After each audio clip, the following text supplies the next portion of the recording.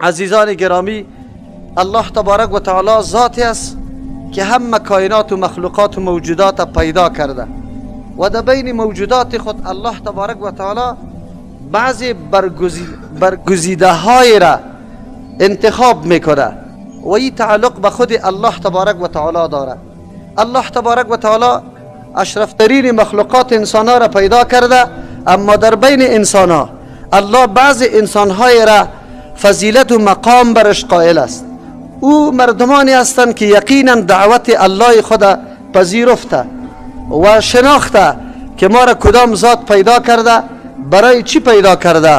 و به چی چیز ما مکلف هستیم، مسیر ما کدام است و نهایت و انجام ما در کجا میرسه. یا اونمو مؤمنای واقعی هستند که یقینا هدف آمدنشان در دنیا را شناختن، فهمیدن که ما کی هستیم